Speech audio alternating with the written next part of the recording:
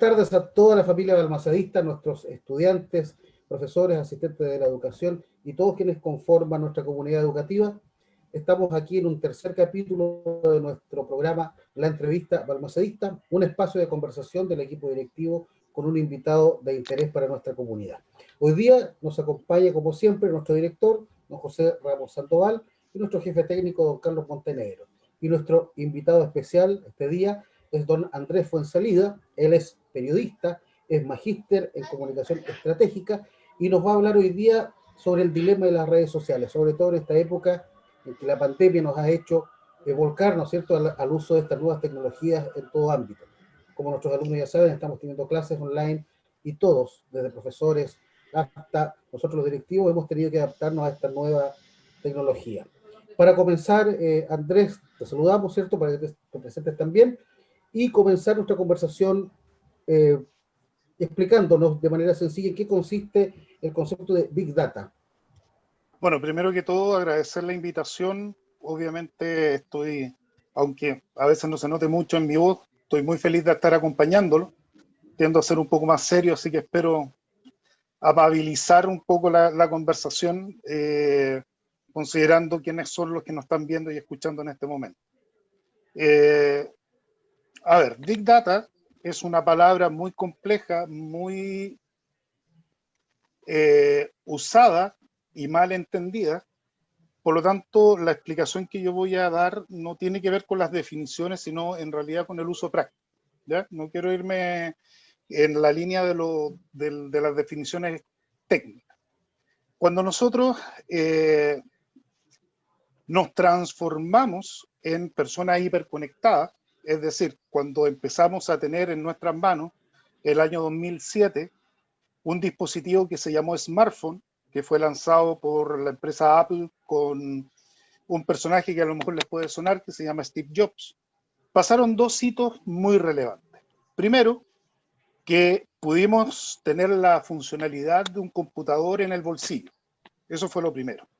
Por lo tanto, tuvimos un dispositivo que nos permitía personalizar nuestra experiencia conectada sin necesidad de estar con el tremendo peso, las dimensiones de lo que implicaba tener un computador en el año 2007. Y el segundo hito fue que junto con el lanzamiento del primer iPhone, se lanzó la tienda de aplicaciones que se llama Apple Store. Junto con esta tienda de aplicaciones se personaliza nuestra experiencia y en estricto rigor podemos tener dentro de nuestro teléfono hoy día y la lógica que hay detrás de este teléfono una experiencia de uso personal. Al acceder, en este caso, a través del iPhone, a la red de datos, porque hoy día todos con los que tenemos teléfono y que nos podemos conectar a través de nuestro teléfono tenemos un plan de datos.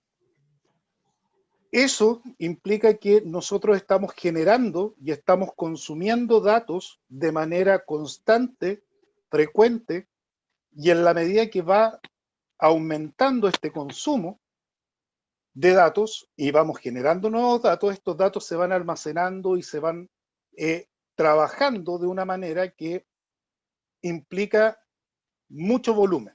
Entonces, cuando hablamos de Big Data, lo que deberíamos entender, en palabras simples, es que a partir de nuestra interconexión como seres humanos con las computadoras, vamos creando una cantidad de datos que es muy difícil de revisar, procesar y analizar en poco tiempo, si es que somos humanos, y para eso usamos computadoras. Y al momento de ocupar computadoras, también estamos hablando de los límites de la tecnología. Por lo tanto, la idea de Big Data, junto con muchos datos, también está asociada a que crecen muy rápido, es decir, se van duplicando muy rápido. De hecho, hay algunos estudios que dicen que el conocimiento mundial se duplicó por primera vez por ahí en el año 1750, poco después de la invención de la imprenta. La segunda duplicación de todo lo que la humanidad sabía o sabe vino a pasar por ahí por el año 1900, con la primera revolución industrial. La tercera duplicación vino a ser por ahí por el año 1950, casi en los 60, poco antes de que el hombre llegara a la Luna. Y hoy día, a partir del año 2007 y el crecimiento de la velocidad, volumen y los distintos tipos de datos, el conocimiento mundial se está duplicando cada 2 años. Y para el año 2025 se espera que se duplique cada 1 año, cada 12 meses. Eso es Big Data. Muchos datos, mucha información que está dando vuelta, pero que en estricto rigor en nuestra vida vamos a ser incapaces de entender todo en el tiempo necesario para poder tomar decisiones. Si yo pudiese poner un ejemplo de toda la información que está hoy día en Internet dando vuelta, tendría que decir técnicamente que son aproximadamente 40 zettabytes, pero eso ya es hablar chino. Pero en cambio, si yo les digo que podríamos poner todo este conocimiento en libros y vamos poniendo un libro sobre otro, es decir, apilándolos, tendríamos que tener como referencia de altura la distancia entre la Tierra y el Sol, que son un poco más de 1.500 millones de kilómetros. Y aún así, tendríamos que tener aproximadamente 38.000 pilas de libros para abarcar la cantidad de información y de conocimiento que tenemos en Internet. Por lo tanto, respondiendo en simple la pregunta, que es Big Data, son muchos datos que para nosotros humanamente es imposible procesar. Gracias. José, ¿tenías una pregunta para seguir la conversación? Sí, bueno, estaba escuchando con bastante atención, impresionante el nivel de la cantidad de información que hemos generado en los últimos siglos y cómo esto se va duplicando es bastante interesante tomando en cuenta qué tan uno está conectado en la información y cuánto también uno genera, cuánto uno produce información.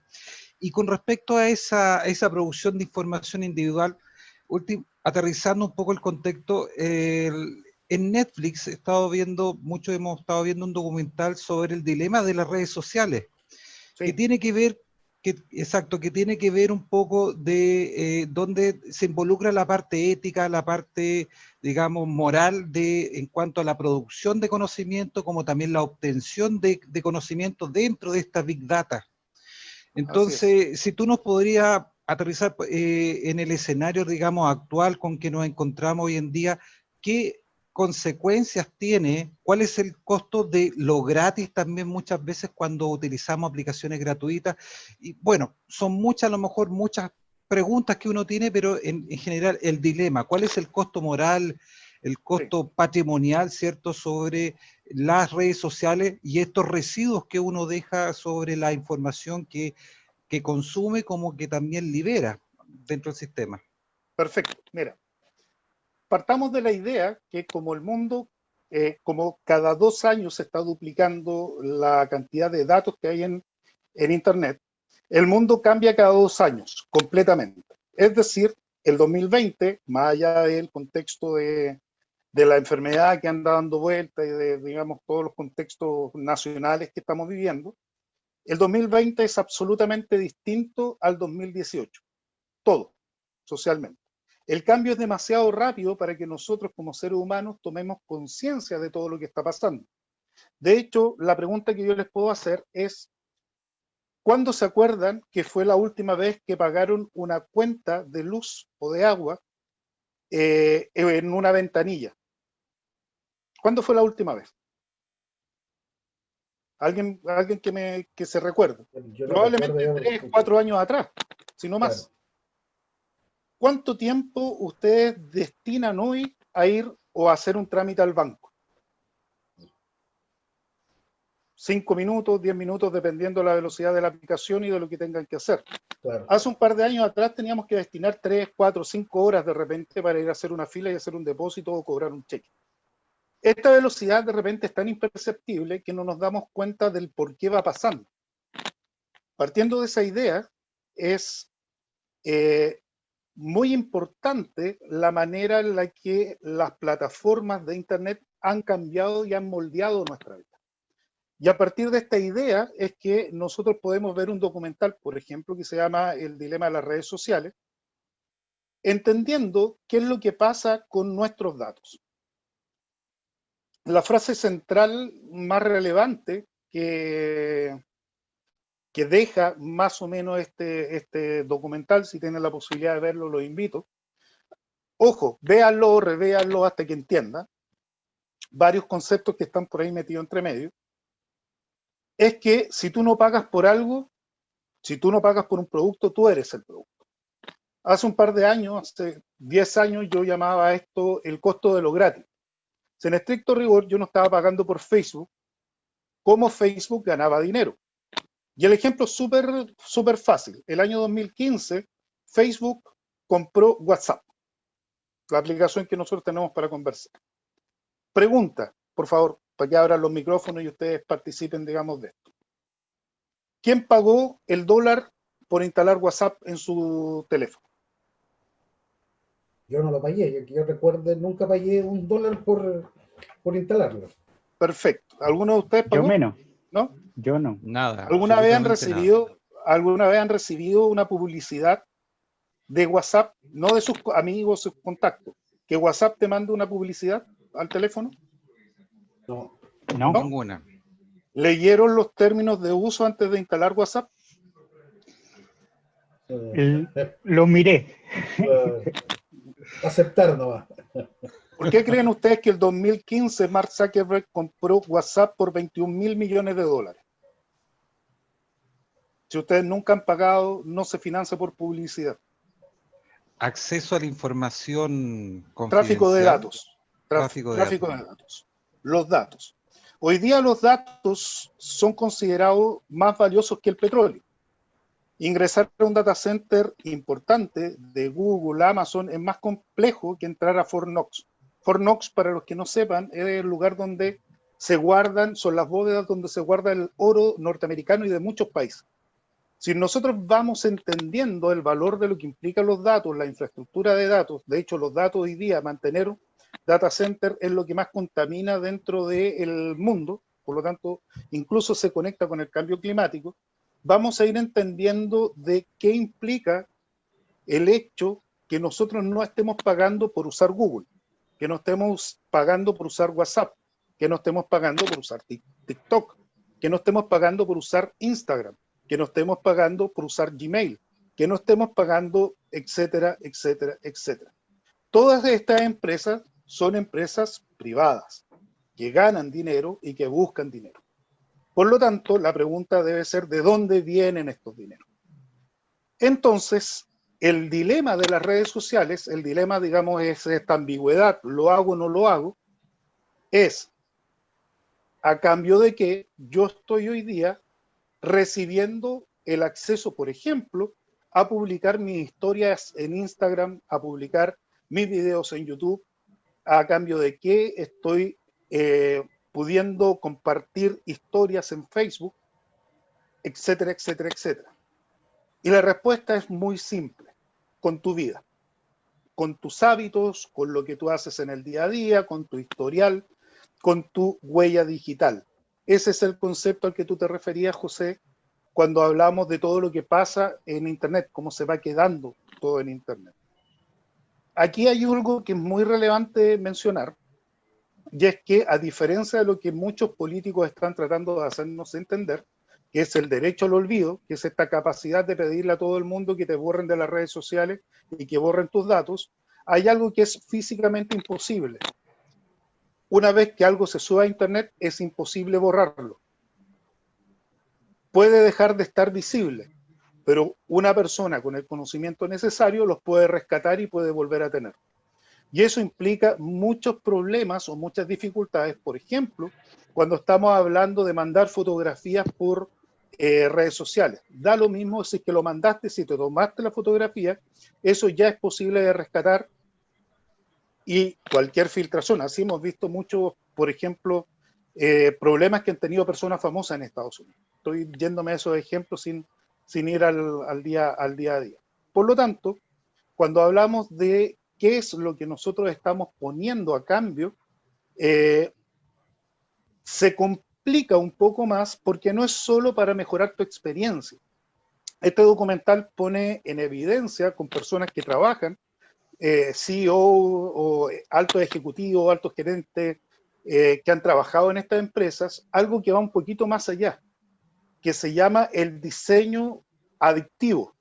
Es decir, no solo te analizan y van orientándote o guiándote para dónde te quieren llevar, sino que también están diseñando para que tú pases el mayor tiempo posible dentro de sus redes sociales, porque así ganan mucho más dinero. Por lo tanto, hoy día las social media, que se conocen en español como redes sociales, no solo están tomando tus datos, sino que también están actuando como dealer. Es decir, te mantienen como un adicto. Tú no te das cuenta, pero la pregunta aquí cae de cajón, Carlos, Osvaldo y José. ¿Cada cuánto rato miran el teléfono? Yo bastante seguido reconozco. ¿Cuántas veces al día y cada cuántos segundos lo ven? No sé, pero mucho. Yo diría que yo en mi caso Si se les bastante. queda el teléfono en la casa, ¿pueden pasar un día o una mañana sin él? Yo creo que no. Yo al momento sí, pero igual siento que me falta algo. Si tuviésemos que hablar de esto mismo en relación a las drogas normales, ¿qué cambios ustedes harían en las preguntas? Ninguna. Estamos hablando de patrones de adicción. Por lo tanto, hay riesgos que están implícitos en relación a las redes sociales. Para poder entender esto hay que salir un poco del mundo y obviamente no solamente hablar de lo negativo. La tecnología nos ha conectado, hoy día nos permite a cada uno estar conversando a través de una aplicación, cada uno en su casa. Yo estoy en Santiago, ustedes están en Concepción. Tiene muchas ventajas, pero también tiene desventajas, ¿ya? La tecnología, y aquí es una frase que a mí me gusta usar mucho, es una herramienta. Es la misma definición de un martillo. El martillo sirve para arreglar, reparar, construir, pero también sirve para romperle la cabeza a alguien. No tiene que ver con la función del martillo, sino de cómo se usa y quién lo usa. Por lo tanto, nuestra responsabilidad, y aquí conecto con lo mismo que había mencionado José al principio, que nosotros tenemos mucha responsabilidad en la educación digital y en cómo nosotros nos relacionamos con la tecnología. Hay que entender cómo funciona para poder sacarle el mayor provecho sin un costo tan alto. Más o menos, insisto, es este el panorama general, José, en relación al documental. Lo invito a verlo, es muy interesante entenderlo. Y ojo, hay otro documental que se llama Nada es privado, en Netflix también, que este es de un caso un poco anterior, que habla del escándalo de Cambridge Analytica. Y obviamente hablando de política y de elecciones, tanto en Chile como en Estados Unidos y en varias partes del mundo, es interesante verlo. Pero, ojo, es un documental que es muy parcial, muestra solo una verdad. Por lo tanto, no está equilibrado. Hay que verlo con, digamos, amplitud de mente. Pero habla de cómo Donald Trump ocupó precisamente grandes volúmenes de datos para su campaña. El punto es que, por ejemplo, este documental no habla nada del mismo trabajo que hizo Barack Obama el año 2012 para ganar la reelección, no la primera elección, la reelección. Son herramientas que dentro de un contexto pueden ser buenas o pueden ser malas, pero que en estricto rigor tienen aplicaciones en muchas áreas. Hoy día, si nosotros buscamos, por ejemplo, hay muchas herramientas que vienen a partir del análisis de grandes volúmenes de datos, pero que nos permiten trazar cómo está la pandemia en todo el mundo. Ya hay varias herramientas que tú puedes entrar, navegar e interactuar con ellas casi en tiempo real para poder entender qué es lo que está pasando a partir de una visualización simple. Eso también es Big Data, eso también es positivo. Pero ojo, si no somos conscientes de lo negativo, no vamos a seguir aprovechando lo positivo. Cuando te escuchaba hablar, Andrés, recordaba un concepto que prácticamente es un neologismo, una nueva palabra que ha surgido con el uso de estas redes sociales y con la adicción que tú describes sobre el uso del teléfono, la nomofobia, que me llamó mucho la La atención, nomofobia, sí, el de concepto de hecho, nomofobia que venía del no móvil fobia, el miedo a no tener el teléfono, me sí, parece. de hecho hay muchos casos hoy día que tienen, no me acuerdo cuál es el nombre de la enfermedad, que es un problema en los dedos, que se produce después de escribir tanto, mover tanto el teléfono. De hecho, es como un problema en los tendones y el dedo. Hay muchas personas que incluso están teniendo el dedo gordo un poco más plano. De hecho, se puede distinguir a los que son un poco más adictos por qué tan plano sea el dedo gordo. En este caso yo lo tengo todavía normal. Insisto, hay muchas cosas y están varias asociándose a estados de salud, como dices tú, Osvaldo. Sí, es interesante eso. Hay otra cosa que quería consultarte justamente con el uso de estos datos, de esta Big Data. A mí me ha pasado, pero está como entre, ¿será verdad, será mentira, será real o no? eh, que la gente a veces comenta, o alguien comenta sobre algún producto, alguna cosa, y comienza a aparecer justamente la publicidad de aquello que conversaste, y es muy frecuente. Y yo de primera me asombraba, y ahora ya se ha hecho muy habitual que converse algo, comente algo, y luego comiencen a aparecerme de inmediato este tipo de sugerencias y publicidad en Instagram, en Facebook. Esto se ocupa Así. justamente porque mi información está siendo usada para eso. Todos los sistemas informáticos están diseñados para mejorar la experiencia del usuario. Eso es un principio general. Dentro de los principios del usuario, una de las líneas es ayudarte a ocupar el menos tiempo posible para conseguir tus metas.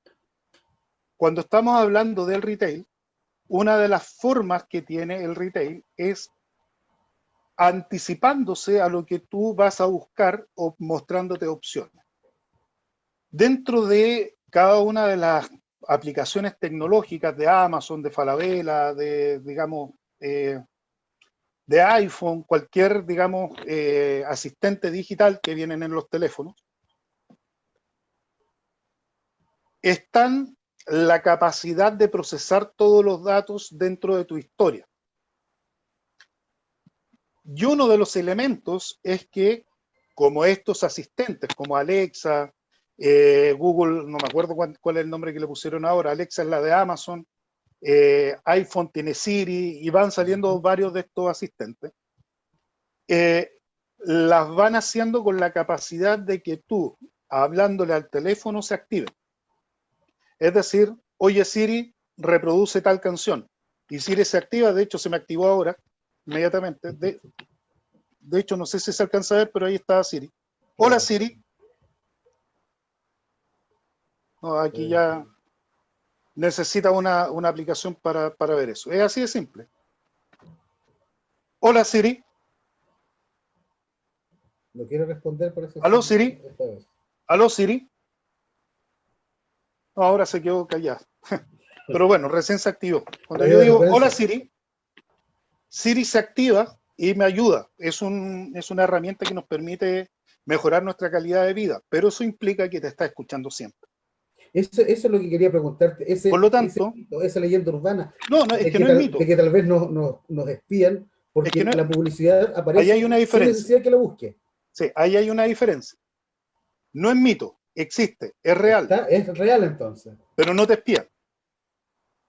Porque cada una de las cosas que están dentro de tu teléfono tiene términos de uso y tú al usarlo lo aceptaste. Finalmente nosotros le dimos la autorización para que lo hagan. Está todo autorizado, Pero no es nada entonces, ilegal. Otra consulta, Andrés, otra línea es si es lícito o no, que eso es más reñido con la moral. Entonces, Andrés, efectivamente, si yo tengo una conversación con amigos, sin usar mi teléfono, sobre un producto que quiero comprar, por ejemplo, Si tú estás hablando de viaje, te van a salir sugerencias de viaje. Sí, no es un mito. Porque el teléfono me va a escuchar igual y puede captar algunas palabras claves, tal vez. Exacto. Y también hay otro elemento que es muy relevante, aparte de los términos de uso.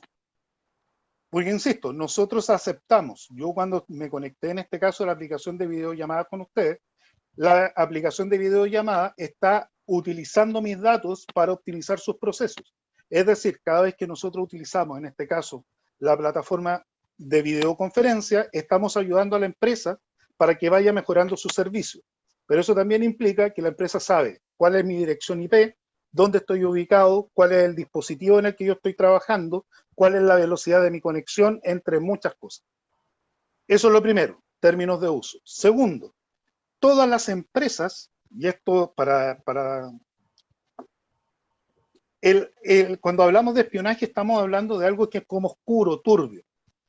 Primero, no es turbio porque nosotros accedimos a entregar nuestros datos. Eso es el costo de lo gratis.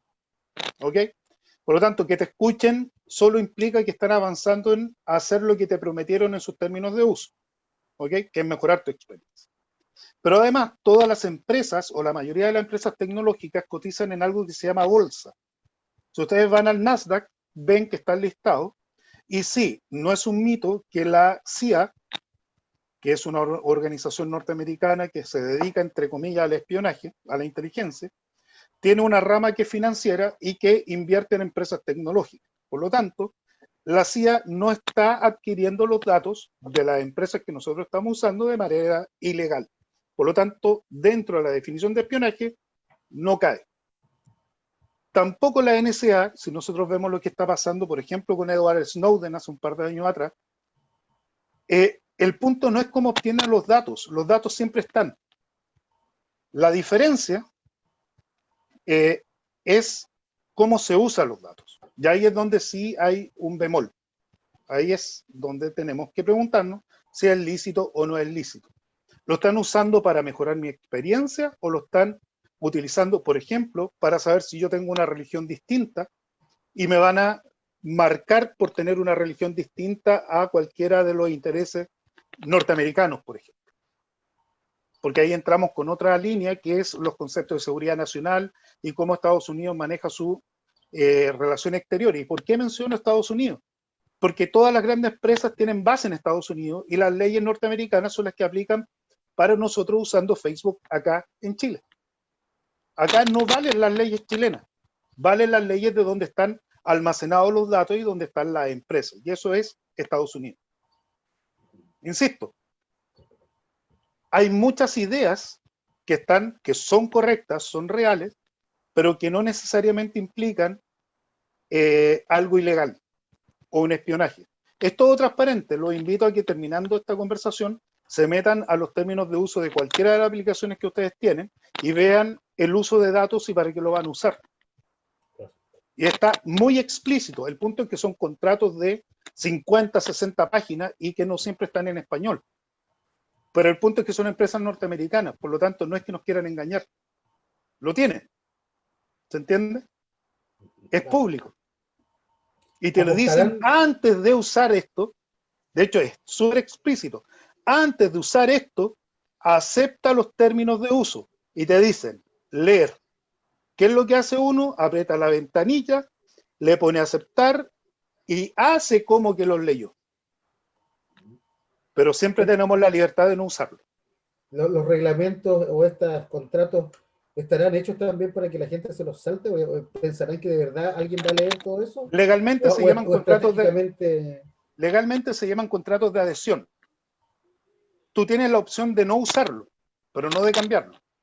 Claro. Por eso, por ejemplo, es inútil cada vez que yo publico en Facebook, que esto yo lo veo cada cierto tiempo, cuando aparece este mensaje, yo en pleno uso de mis facultades mentales, claro, eso no existe. Eso no tiene efectos legales porque tú estás usando una plataforma en la que tú aceptas los cambios y cada vez que cambian los términos de uso te mandan un correo electrónico que dice hemos actualizado nuestros términos y esa es la señal para que si tú no estás de acuerdo con lo que actualizaron, dejes de usar la aplicación. Y ya resulta que, como hablábamos, las redes sociales ya nos atraparon, entonces no vas a dejar de usarlo, sino que vas a aceptar los términos. Claramente. Sí, pero también tenemos el poder de decisión. O sea, nosotros como seres humanos tenemos una cualidad que se llama el libre albedrío. Sí, hay que pasar por un proceso de desintoxicación. Yo lo pasé. Correcto. Yo hoy día, si que me quedo con el teléfono en la casa y voy a hacer un trámite, hago mi trámite y después vuelvo a buscar el teléfono. Y si alguien me llamó, lo llamaré de vuelta. Si alguien me escribió, le diré, lo siento, se me quedó el teléfono.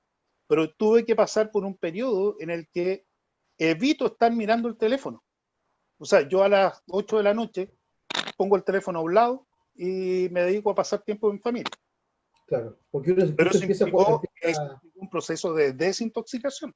claro, porque uno empieza a cuestionarse incluso cómo lo hacía antes, si antes no tenía teléfono, no tenía estas aplicaciones, y vivía perfectamente sin preocuparme de, hoy alguna emergencia, alguna eventualidad, no existía la preocupación. Hoy día nos hemos creado, al parecer, esa Sí. necesidad y esa preocupación extra. Y Hay una desintoxicarse, frase, como dices tú, sí, es complicado. hay una frase que me gusta mucho, que dice que nosotros éramos libres cuando el teléfono tenía cadenas. Cuando el teléfono se quedaba en la casa y nosotros salíamos, éramos libres. El Claro. punto es que ahora el teléfono no tiene esta correa que lo amarra a la casa, por lo tanto anda con nosotros para todos lados. Insisto, no nos damos cuenta de cómo ha cambiado nuestra vida, Claro. precisamente porque la tecnología nos ha ido facilitando todo. O sea, de hecho, hoy día, ¿ustedes pensarían en irse de Concepción a Chillán caminando? No, es Bueno, posible. eso es lo que pasaba antes de que se inventara el auto.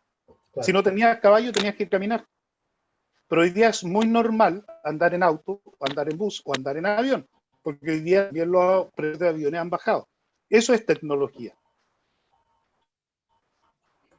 Buenas tardes. La, la, para cerrar, perdón Carlos, para cerrar esta idea, en el año 92 se creó el protocolo que se llama World Wide Web, es decir, el www que nosotros ponemos cada vez que ingresamos a un sitio web.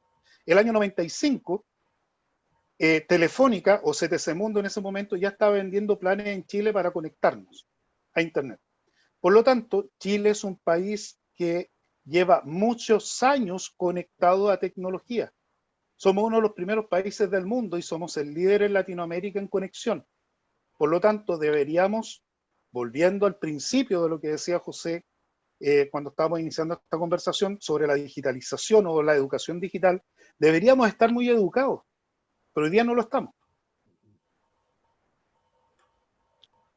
Carlos. Oye, muy aclarador, interesante tener esta claridad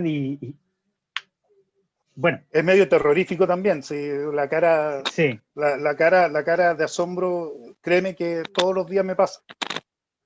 Mira, De hecho estoy nosotros mirando una teníamos noticia sobre... Dale, perdón. nosotros teníamos estas sospechas y todas estas cosas, sabíamos algo, pero a mí me gustaría preguntar algunas cosas.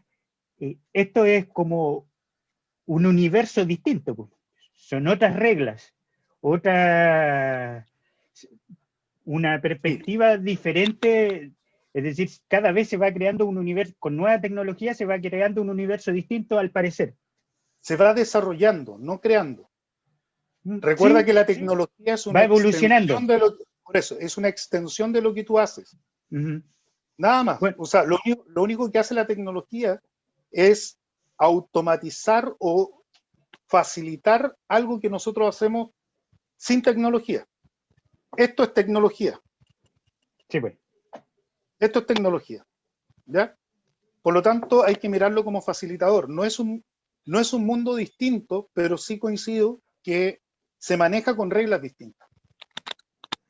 Bueno, a propósito de eso y a propósito de la contingencia nacional, ¿tendría alguna importancia el cambio de constitución si el mundo, según lo que dices tú, cambia cada 2 años?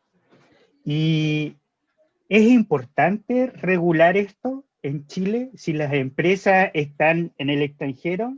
Sí, Si quiero separar las aguas. No quiero meterme en el tema político, pero en estricto rigor, en la Constitución nueva o en la antigua está estipulado el derecho a la privacidad. Y el uso de datos se conecta con el derecho a la privacidad. Por lo tanto, constitucionalmente ya existe ese derecho. Derecho a la privacidad y a la propiedad privada. Tus datos son tuyos, ¿ok? No de la empresa. Y hay una discusión en relación a quiénes son los dueños de los datos a nivel internacional. Sí quiero decir que aquí tengo experiencia, me ha tocado ir un par de veces al Congreso a hablar con personas que son integrantes de comisiones de tecnología y Lo que me preocupa es que ningún político de ningún color tiene conciencia de lo que implica esto. Hoy día, de hecho, hace un par de horas, detuvieron al supuesto hacker que se metió la semana pasada a cambiar las claves únicas de todos los chilenos. Si ustedes van a las noticias se van a dar cuenta, y si ven el noticiario, digamos, dentro de estos días se van a dar cuenta que esa noticia es actual. Bueno, resulta que hay muchas políticas y tecnologías que evitan esto, pero las leyes que implican incorporar, o las modificaciones a las leyes que implica incorporar tu derecho a la propiedad de datos y a la privacidad de datos en Internet, lleva durmiendo muchos años en el Congreso. Son proyectos que existen, que no han pasado ninguna de las etapas, y por lo tanto no son leyes. No se trata de un tema constitucional. El derecho constitucional, el derecho fundamental a la propiedad privada y a la privacidad están. Y estos están porque vienen de las convenciones internacionales. Es una figura un poco más compleja de explicar, y no quiero entrar en temas legales porque ahí generalmente ya la cosa se enreda un poco porque pasa a ser más interpretación. Es un tema de derechos, no de leyes, ¿ok? Que son distintos. Las leyes están hechas para proteger derechos, ¿ok? Eso por un lado. Por lo tanto, más allá de si cambiamos o no la Constitución, este derecho se tiene que mantener porque se tiene que seguir con la línea de la Convención de los Derechos del Hombre y del Ciudadano, en donde se estipula que todos tenemos derecho a la privacidad, derecho al olvido, etcétera, etcétera, etcétera. El punto es que el derecho al olvido, que ya lo mencioné hace poco rato, en Internet no existe, pero no existe por la naturaleza de Internet, no porque alguien no te lo pueda dar. Por lo tanto, lo más cercano que puede pasar es que te borren de las bases de datos y que tú no aparezcas en los resultados. Pero cualquier persona, los resultados de Google, por ejemplo, pero cualquier persona con conocimiento puede rescatar tu información y puede volver a ponerla o a manejarla. No sé si respondo tu inquietud, Carlos, de manera Sí, clara o si sí, ahí está el tema del universo con otras reglas. sí, lo que pasa es que Internet, y aquí tengo que ocupar lamentablemente un término, un concepto legal. Nosotros en Chile nos regimos por algo que se llama leyes territoriales, que están amparadas bajo la Constitución. Pero estas leyes territoriales solamente funcionan dentro de las fronteras de Chile, incluyendo las embajadas en los países, digamos, en otros países, que eso se rige, ese pedazo de terreno en todos los países, se rige con las leyes del país que, digamos, mantiene la embajada. Internet es supranacional. Internet no se detiene, o sea, tú no tienes que mostrar un pasaporte cuando mandas un correo electrónico a Estados Unidos. Por lo tanto, no hay control de aduana, no hay trazabilidad. O sea, digamos, no hay una trazabilidad fácil. Esta trazabilidad tecnológicamente existe y todas las empresas saben de dónde te estás conectando. Pero no hay ninguna ley que pueda regular esto. ¿Cómo regulas que tu información, que tú para hablar, la aplicación, no sé si puedo decir el nombre de la aplicación que estamos ocupando, pero la aplicación de videollamada que estamos ocupando es norteamericana, pero nosotros la estamos ocupando para hablar dentro de territorio chileno. Los datos, las leyes que están aplicando en esta conversación que tenemos entre Santiago y Concepción son las leyes norteamericanas, no las chilenas. ¿Se entiende? Sí, clarito. Vamos a hacer una... Por eso no es un mundo diferente, pero sí se maneja con reglas distintas. ¿Se entiende? Sí. O sea, uno Correcto. tiene que tener mucho cuidado en algunas circunstancias sobre la utilización de estos medios, Sí, producto también por el tema mira, legal. te voy a hacer una pregunta en relación a cómo manejas tus datos, y es súper simple. Ustedes viven en una casa, en un departamento, ¿cierto? Cierran con llave la puerta, ¿cierto? Para estar seguros. ¿Ustedes dejarían la puerta abierta, no sin llave, abierta en la noche mientras duermen? Para nada, po. Bueno, eso es lo que pasa cada vez que nosotros nos conectamos a Internet. Es dejar una puerta abierta, es dejar la posibilidad que cualquiera con conocimientos tecnológicos entre a toda nuestra historia. De hecho, si yo quisiera, hay varias personas, varios perfiles de personas, pero si yo quisiera, podría tratar de encontrar en un par de minutos información de cualquiera de nosotros. Y hay una manera, ojo, el hackeo no es como se muestra en las películas. Eso de gente escribiendo pasa en el 1 o 2% de todos los casos de hackeo a nivel mundial. El 98% de los hackeos se llama hacking psicológico. Es entender cómo funciona la persona y a partir de sus actividades diarias de persona, lograr encontrar la vulnerabilidad. Y una de las vulnerabilidades más comunes es que te mandan un correo electrónico con un enlace, tú haces clic en ese enlace y le das acceso a la persona que mandó el virus. Eso se llama phishing, que es como ir a pescar, ese es el concepto en inglés, phishing. Por lo tanto, llegan tantos correos con cosas así, uno cree que los van a joder. Te llegan correos de todo tipo, claro. ¿Ya? Pero ahí es donde tú tienes que tener la conciencia de saber qué tipo de correos abrir. De partida, si es de una persona que tú no conoces, averiguar, ver el tipo de asunto que trae el correo electrónico. Si el correo electrónico lo abres y viene con un enlace de algo que tú no pediste, que tú no solicitaste o que te hace ruido, no le hagas clic. Por más que te diga que te va a ganar $1 millón de pesos. Es por eso que es tan importante hoy en día, y desde ya plantearlo como un desafío, la ciudadanía digital. Un ciudadano informado para tomar decisiones dentro de estas estructuras. Yo creo que por ahí va el paradigma, por ahí va el desafío en este siglo XXI, que ya este siglo XXI ya está andando, pero a toda máquina. Así es. Osvaldo. Sí, vamos a hacer un pequeño corte nada más para mostrar un video que tenemos, publicidad que tenemos en este espacio para nuestra matrícula 2021. Y cuando retomemos, quiero dejar una pequeña pregunta planteada para que Andrés vaya pensando, que nos dé su opinión. Cuando ocurrió esto de ciertas aplicaciones que comienzan ahora a tener un impuesto, porque este mes me subió el cobro de al menos dos, una muy popular de música y una para ver películas, me subió el precio porque aquí en Chile se está cobrando un impuesto desde este país. Algo pasa acá. Tú dices que hay leyes durmiendo en el Congreso hace mucho tiempo, y eso no avanza nada, pero cuando tuvieron que aumentarnos a nosotros los costos de este servicio, los aumentaron de inmediato. Eso a la vuelta de este pequeño corte, Andrés mientras tanto nos va a pensar para darnos su opinión.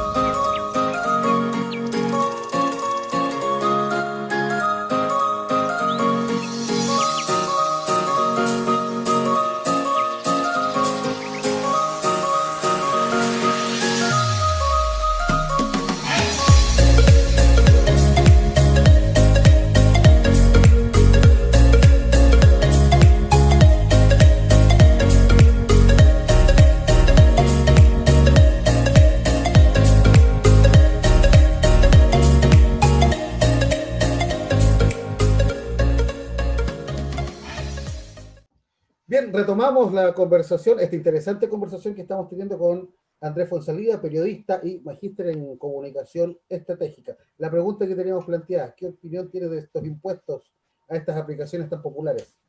Mira, voy a ocupar una frase antigua que dice al César lo que es del César y a Dios lo que es de Dios.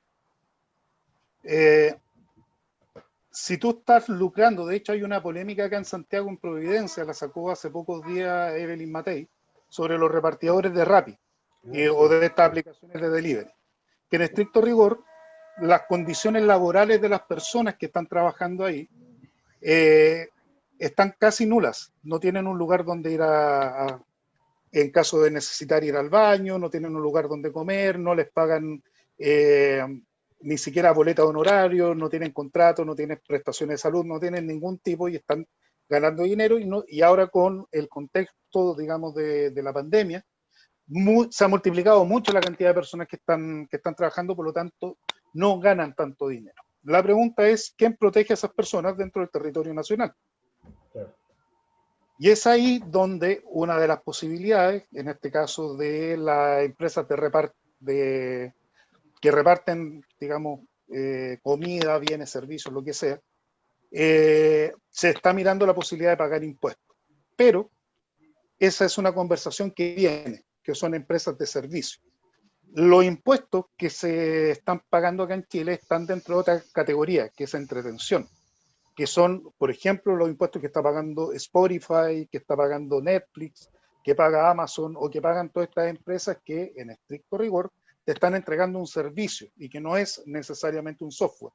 Porque Amazon no paga impuestos acá en Chile como empresa, pero sí las barreras, digamos, de importación de los productos por Amazon es muy alta. Un libro que me cuesta $10 en Estados Unidos, tengo que pagarlo por 50.000 pesos para que me llegue acá en Chile por solamente porque pasa por la barrera, por la aduana. Esos son otros tipos de impuestos. Pero Google no paga impuestos acá en Chile, porque en estricto rigor es un software. Y ahí hay, digamos, algunas cosas que son igual, insisto, relacionados con las leyes. ¿Qué quiero decir al cerrar esta idea, Osvaldo? Primero, estamos súper atrasados en relación a cómo trabajamos la tecnología. Súper atrasados. Amazon nació en el año 94, 1994. Por lo tanto, nos llevan, ocupando un chilenismo, cancha, tiro y lado en relación al uso de la tecnología y a los datos. Consideremos que cada 2 años cambia el mundo, entonces nos llevan varios mundos de ventaja, que no es poco.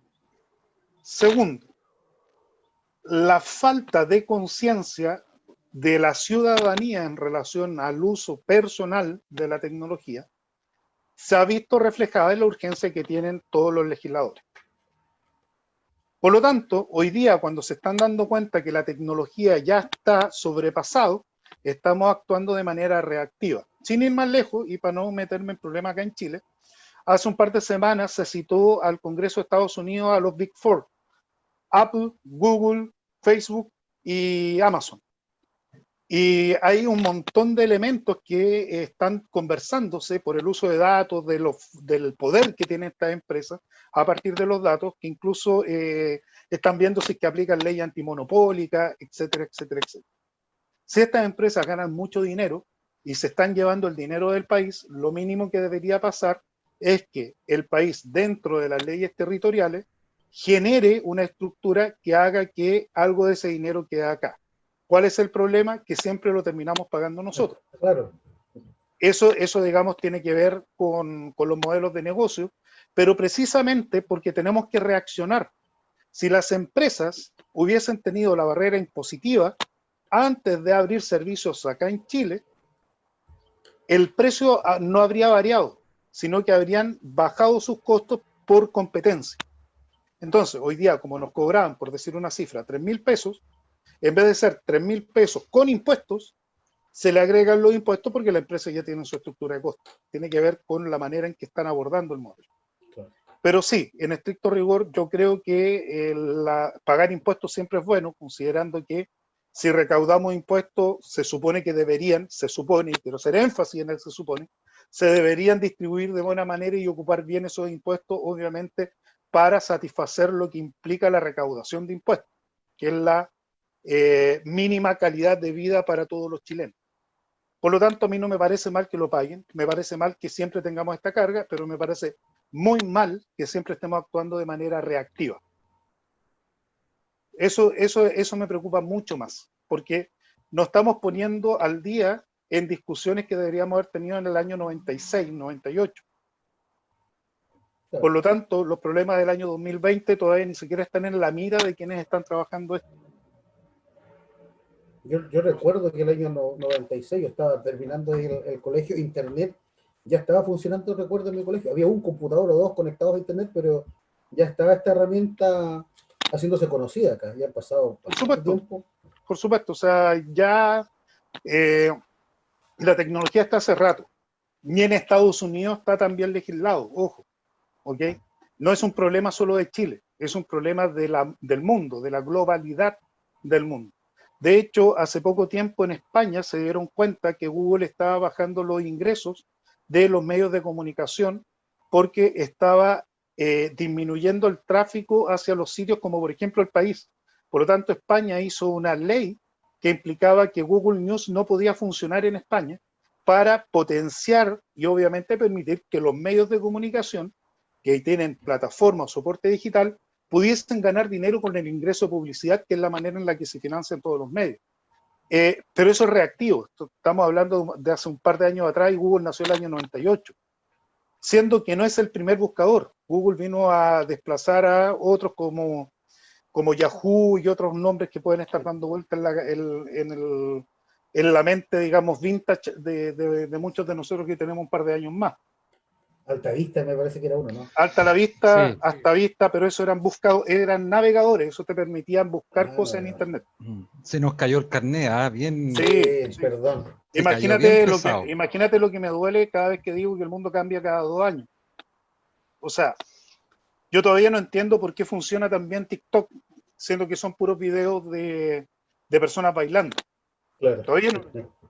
Pero tiene que ver con que yo ya no estoy en la generación que entiende que eso es natural. Pero ojo, hay algo súper importante que tengo que decir al cierre. Las nuevas generaciones, los jóvenes, los niños, e incluso los centennials, estas personas que ya tienen 20, 21 años, están tomando una conciencia muy relevante en relación a la privacidad y al uso de datos. De hecho, si ustedes empiezan a darse cuenta, están empezando a usar plataformas, herramientas o aplicaciones que aseguran el no ocupar tus datos o que hacen que se borren. Por ejemplo, Telegram. Están ocupando herramientas, están empezando a tomar conciencia, por lo tanto, ya hay una luz de esperanza al final del camino, pero eso también implica que esta conciencia tiene que ser colectiva, desde, digamos, las altas esferas de la administración de un país hasta principalmente lo que a conciencia implica. Si tú eres papá y le estás pasando a un niño un teléfono, a un niño de 2 años un teléfono para que se quede tranquilo, tú no sabes qué es lo que está viendo ese niño y menos vas a saber cuando ya tiene 7 años, si le está pasando una tablet. Hay un montón de casos de información que solamente por ir saltando videos parten con Peppa Pig y terminan con contenido que es absolutamente inapropiado. Absolutamente inapropiado. Y eso nos da para otra conversación. Bueno, se habrán dado cuenta que me apasiona un poco hablar de todo este tema y gracias por la invitación, de hecho. El tema es apasionante. Nosotros te agradecemos a ti, Andrés, el que nos hayas permitido conversar contigo de estos temas. Yo sé que a nuestra comunidad educativa les va a encantar esta entrevista. Van a quedar ahí con el bichito. Les vamos a invitar también a que los que puedan vean este documental, El dilema de las redes sociales, ¿cierto? Que tú dices que es muy bueno y muy ilustrativo de lo que estuvimos conversando hoy día. Por lo menos te va a dejar pensando qué es lo que haces tú con tus datos y cómo estás trabajando para que tu privacidad sea privacidad. Porque en estricto rigor nosotros estamos dentro de 4 paredes que es nuestra casa, pero aún así estamos expuestos. Bien. Y eso es relevante tomar conciencia. Muchas gracias, entonces, Andrés, te agradecemos momento de entrevista. La CIA ya nos está mandando un mensaje. Sí, pero vieron toda esta entrevista, nosotros muy interesante. Hasta donde sé no somos sujetos de interés, así que no tenemos problema. No somos sujetos de interés. Y a nuestra comunidad balmacedista, nos veremos entonces en una próxima edición de esta conversación del equipo directivo con un personaje de interés. José, Carlos, para que se despidan. Muchas gracias, Chao. Andrés. Muchas gracias por la información. Muchas gracias, profesor José. Gracias, Andrés. Osvaldo. Gracias Un a lujo todos. tenerte acá, amigo, así que usted A sabe ver si acá el tenemos liceo, el otras proyecto conversaciones más adelante Sí. también. Es probable que Disponible siempre de lo que se pueda. excelente, vamos a tener eso Excelente. anotadito ahí para en una próxima Sí. edición nos vamos a encontrar. Nos vemos. Ya. Nos vemos en una próxima edición. Chau, chau. Chao. Nos vemos, chao. Chao, muchas gracias.